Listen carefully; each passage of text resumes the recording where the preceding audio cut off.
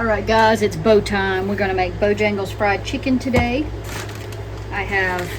This is a bag with 2 tablespoons of Tabasco sauce, and I think it's about, let's see, 1 cup of buttermilk, okay?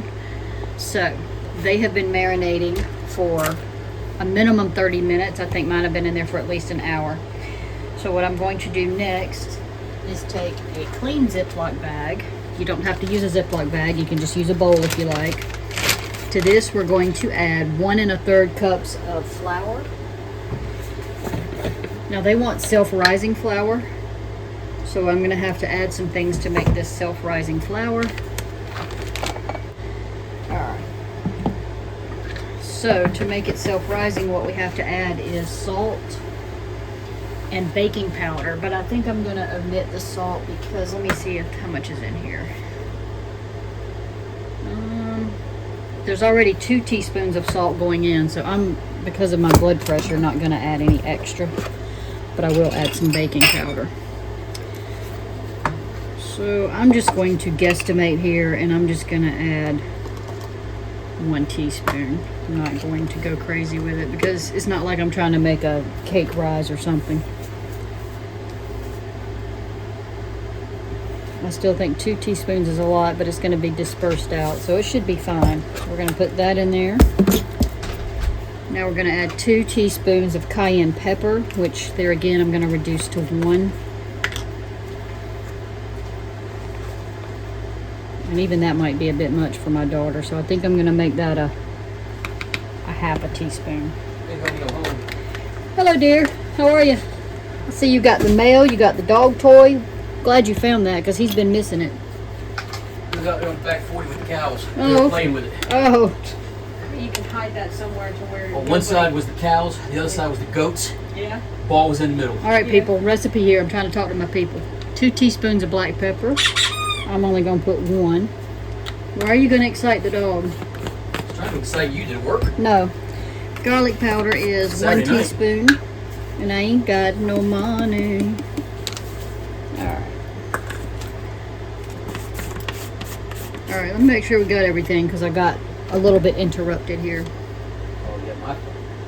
Flour, pepper, cayenne pepper. Oh, paprika. See, I knew I forgot something. 2 teaspoons of paprika.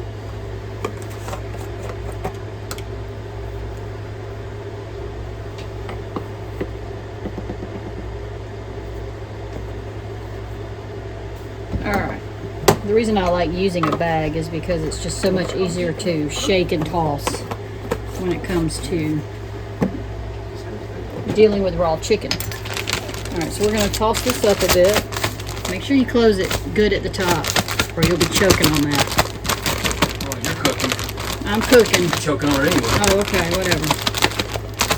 Alright, now what we're going to do, before we put any raw chicken in there, we're going to take 1/3 cup of this out, okay? I'm going to take 1/3 of this out. And we're going to put it in this separate bowl. We're going to add 2 eggs into this bowl. And a 1/4 cup of this buttermilk mixture, which I think what I'm going to do is just keep that separate. I'm gonna just add buttermilk separately instead of taking it out of that bag. The only thing added to that bag is hot sauce. So I'm just gonna add my 2 eggs and my buttermilk to this. Let me get that out and I'll be right back. Okay, so I did get a little bit of it out, but it was difficult. There wasn't much in there, so you want 1/4 cup of buttermilk or your buttermilk marinade that has hot sauce to it. 2 eggs. I have my oil heating over there. I don't have it on too high yet because I wasn't sure how long I would be before I got to it and I didn't want it to overheat. So we're going to mix this up together. Alright, so just to mention again, this is 2 eggs, 1/4 cup of buttermilk or your buttermilk marinade, and 1/3 cup of the seasoned flour. that we have in the bag over there. Mix this up. Take the chicken out of here and just put it into there, which I don't see why we probably couldn't have just marinated the chicken in all of this to begin with. May have been easier, but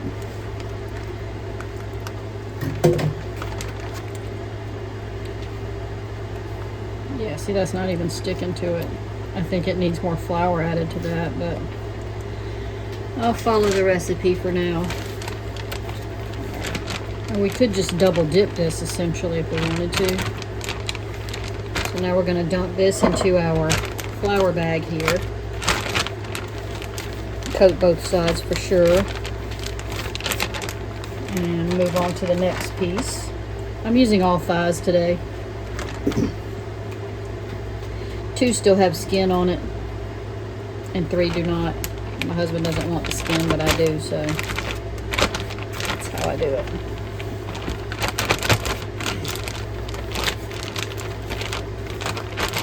My flour's a little bit shallow in here, so I'm actually going to only do 2 at a time. Now, if you wanted it extra crispy, what you would do now is take it out of this bag, put it back into the liquid, and back into the flour a second time. I don't think we actually have enough flour for that. Plus, I don't want it extra crispy, so I'm not doing that. Test my oil. I think it's decently hot, so I'm going to go ahead and drop these 2 in so I can move on to the next.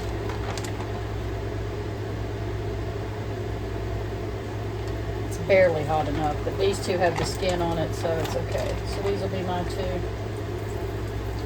I also just turned it up a little bit.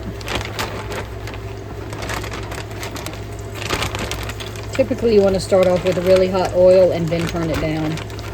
Mine's not really hot, but it'll be okay occasionally.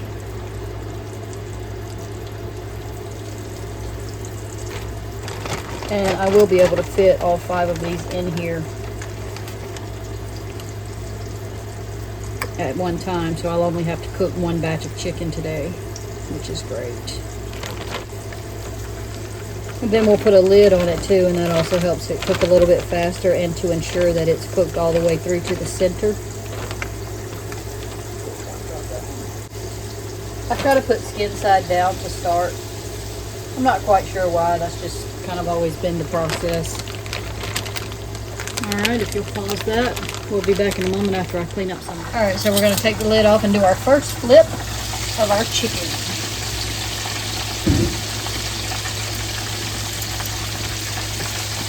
Looks nice. I'm happy with it so far.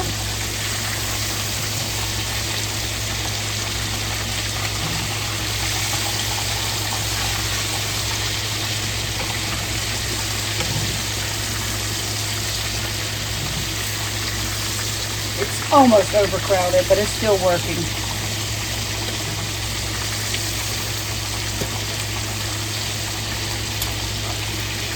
You don't want to move it too much when you first set it in there because it will pull your breading off. So try not to move that middle one anymore.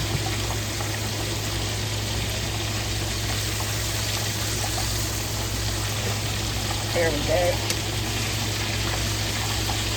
I'm just going to let that cook until it until that breading gets a little bit sealed on there basically. I'm not going to move it around too much, and I won't use those tongs again. Put our lid back on and let that just keep cooking. It's now on number 6. Alright, we're going to flip it again.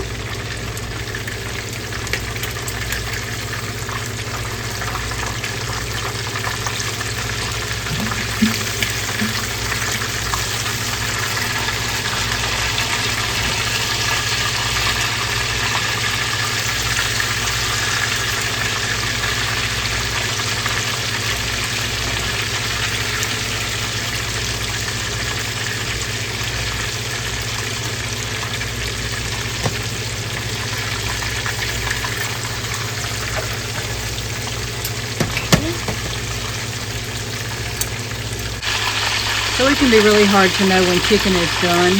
So I'm going to take a thermometer and put it in one of my fatter pieces here, but not all the way to the pan,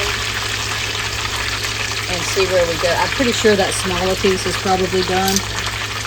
And of course you could take one out and cut it. I try not to do that.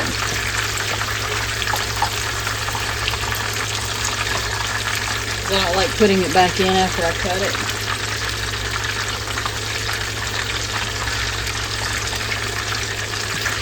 But it really is necessary to know it's done, because you definitely don't want it not cooked fully. And I think I will flip it one more time, because this side is getting a little dark. And I might actually turn it down just about 1 or 2 numbers. So we're going to go to just down to medium. You don't want to go too low. So that's only telling me 80. I know it's hotter than 80, but I don't really trust the thermometer reading either, but I'm just going to keep cooking it a little bit. Yeah, I don't know. I just thermometer to see if it's done. Oh, I don't trust the thermometer. Well, 80 can't be right, so it just can't be. So I'm not even gonna do that. I don't like this little thermometer anyway. I can't ever tell how far I'm supposed to poke it down. That one don't work right either. It doesn't? No. None of the thermometers work right. All of the thermometers All of the thermometers are off, yes. Okay. Alright, so let's move you back a little bit. I am going to, this was the smallest window, but I'm still going to cut it open.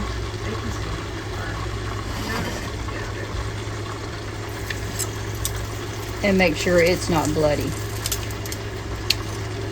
I mean, I don't want to cut everybody's piece of chicken open, plus you lose a lot of good valuable juice when you start whacking into it, but I can hardly tell which side is which on this sucker.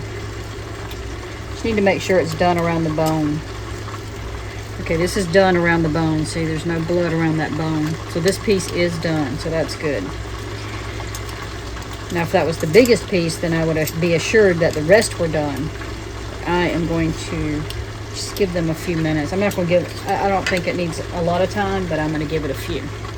All right, I'm taking the last of the chicken out now.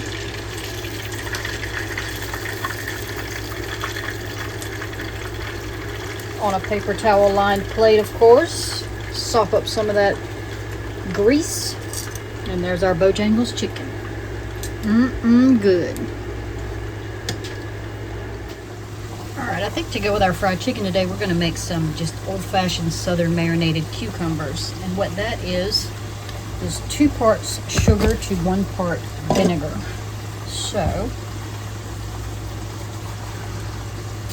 I'm going to use 1/2 cup of sugar and 1/4 cup of just plain white vinegar.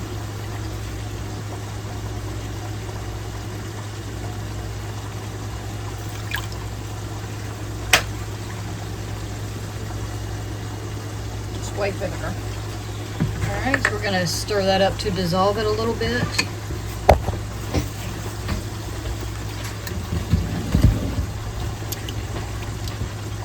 Put that back. So we want to let that kind of melt a little bit. And all we're going to do now is just chop up and add cucumbers and some onion slices. And they'll be sort of pickled. So I'm using just 1/2 onion today that was in the refrigerator. I'm just going to go ahead and use it. You want to try to get that in there. It needs to sit in that vinegar for at least, I don't know, 30 minutes is best. But I probably don't have that much time today. But you need to let it sit in there as long as possible so that it can kind of get a little bit pickled. I usually do this in strips, but you can do whatever size pieces you want. I do it in strips because my daughter don't like the onion, but she likes the cucumbers, and it's easy to pick the onion out when it's in larger pieces. So, alright, so we want to get that down in there. No, you can leave it for now. And I'm going to use an English cucumber and get it peeled and just add it to that bowl. Alright, and I also like to add a little oregano to this.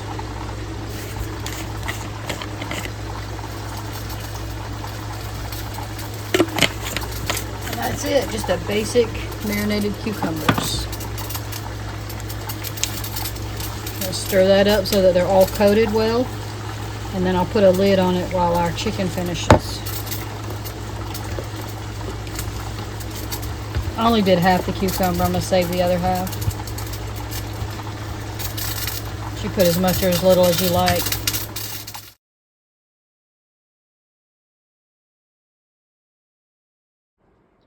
Daddy, eat.